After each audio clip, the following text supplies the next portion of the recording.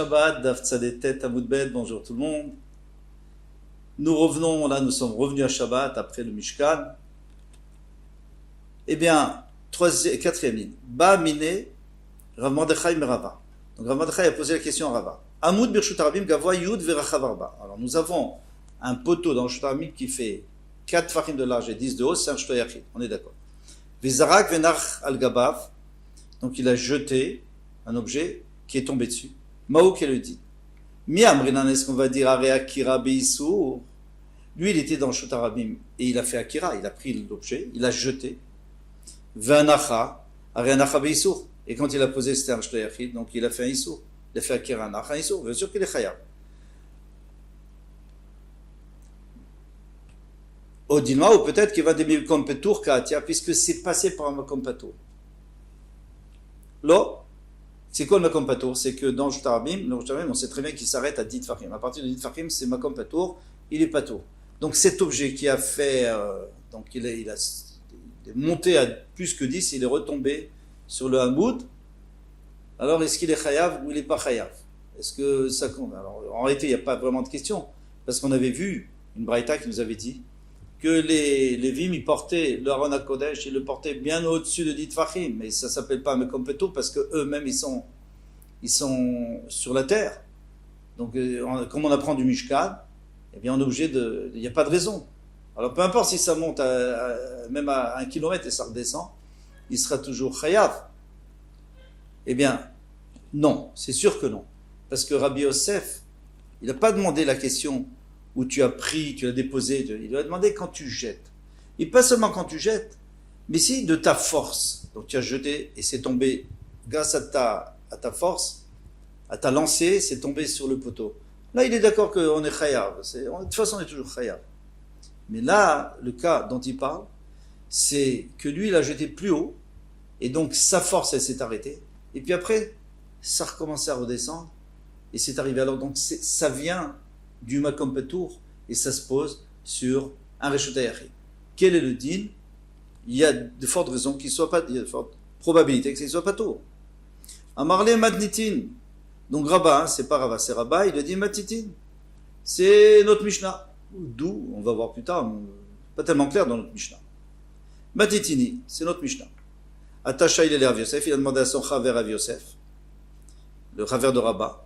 Amarle Madnitini, c'est notre Mishnah. Atasha il est Abaye, il est venu à demander au Talmid, c'était Abaye. Amarle Madnitini, c'est notre Mishnah. Alors c'est un peu frustrant parce que tu vas chez chacun et tu dis c'est notre Mishnah. Et on dirait qu'ils se sont donné le mot. Amarle où? Il leur a dit Kulchu, Beroka, Derdade, Tafitu. Vous crachez la même salive tous les trois.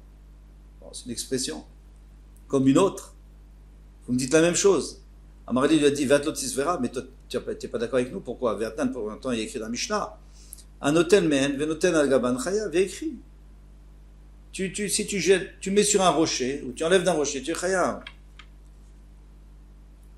Mais qu'est-ce qu'il aurait dû répondre à Yosef? On va voir qu'il répond autre chose. Mais il aurait pu répondre tout simplement, mais moi je n'ai pas demandé dans ce cas-là, moi j'ai demandé dans le cas où on a jeté. Eh bien, nous dit le Tosfot, il dit non. La Mishnah, elle englobe tous les cas. C'est machma de la Mishnah que tu as posé ou jeté, c'est la même chose. À partir du moment où tu as déplacé dans le Shuta, Rabbi ou Shuta Yachid, peu importe où c'est passé. Si c'est passé par un kompato. Mais lui a donné une autre réponse. Il a dit, Amarle, Dilma, Matitin Bemachat. Il dit, c'était une aiguille qu'on a glissée. Alors, c'est pas, on l'a jeté, mais dans la Mishnah, là-bas, on avait glissé l'aiguille. Donc, on n'est pas passé par le kompato. On allait directement du Shta Rabim au Shta Yachid. Il dit, non, c'est pas possible.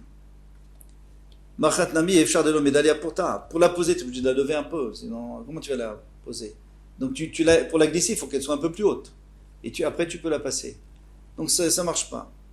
Alors, il dit, mais non, des Hitler Mourcha, il y avait une saillie qui sortait du rocher, à moins que, dites-vous, un 9 Tfachim.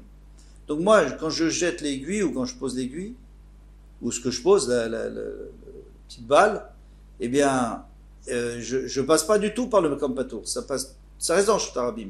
Ah, vous allez me dire, c'est pas un Reshut HaYachid, si, parce que ça fait partie du rocher. Donc, peu importe s'il ne fait pas 10 d'eau, même s'il fait 5 d'eau, ça fait partie du rocher. Et à ce moment-là, il devrait être Chayav. C'est pour ça qu'il est chayav. Mais moi, dans mon cas, c'est passé par ma compatour, donc je t'ai pas posé cette question. Inami, j'ai une autre possibilité de problème. Des ramia, de charitza.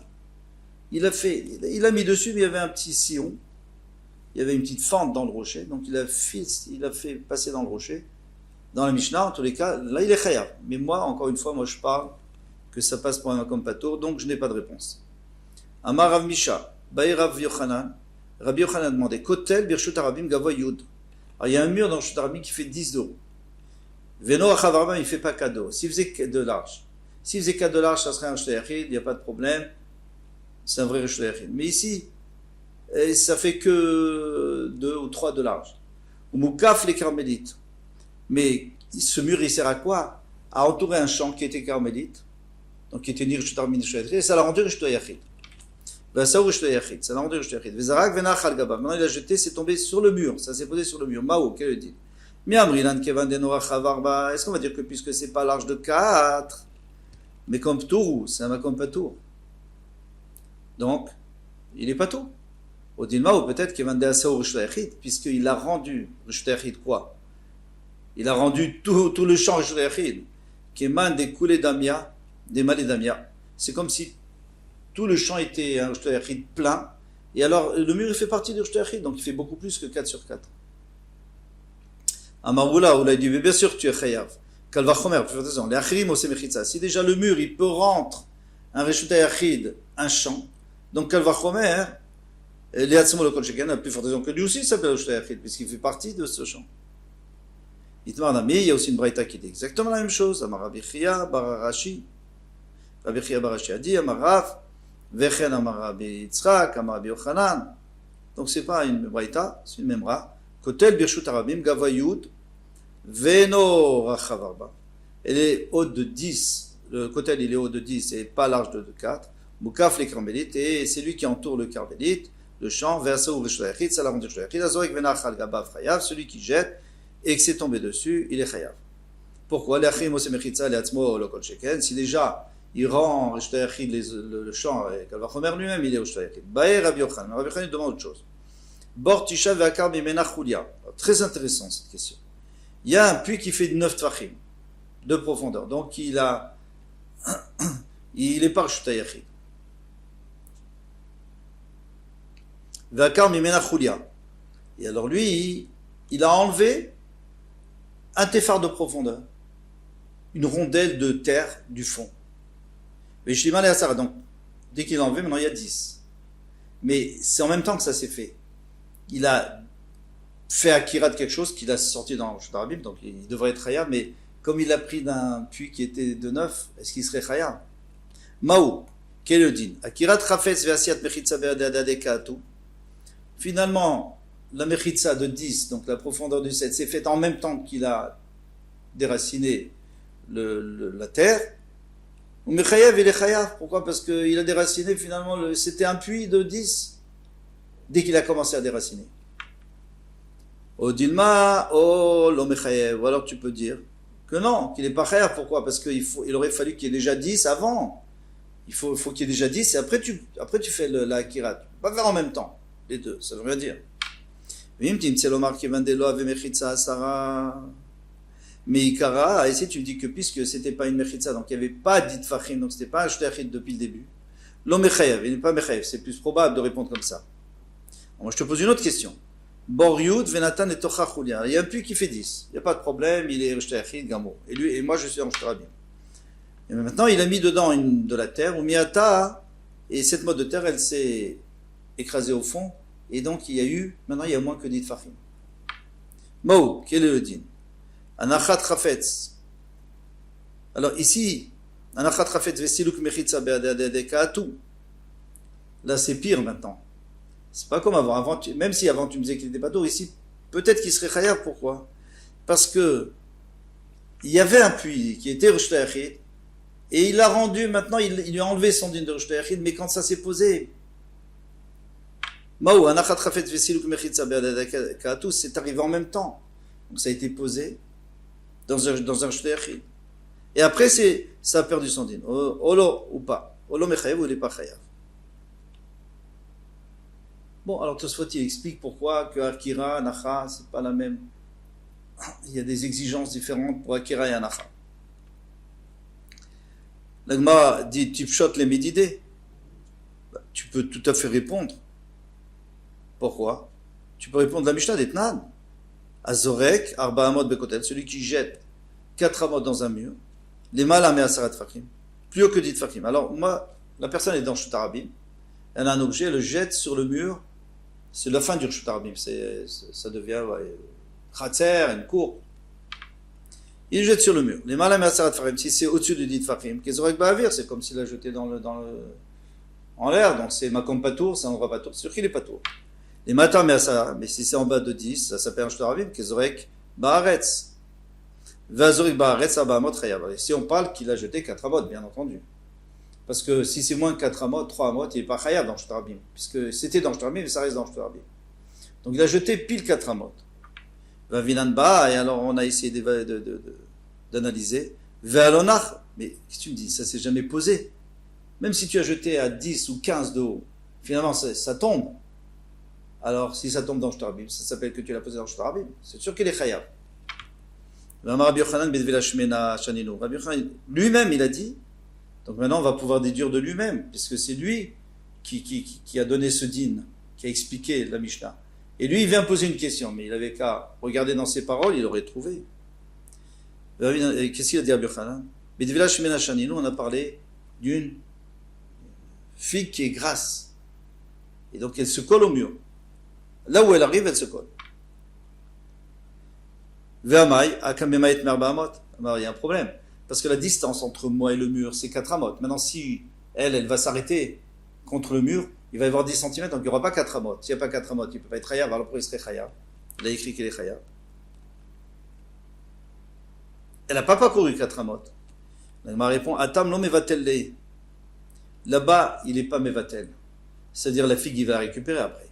Donc il ne veut pas la laisser là-bas contre le mur. Donc ça ne devient pas le mur. Donc qu'est-ce que je considère? Je considère que quand j'ai jeté, j'avais 4 amot. Alors elle a été arrêtée par le mur. Moi j'avais 4 amot. Tandis que Acha ici, mais va-t-elle les? Ici j'ai annulé.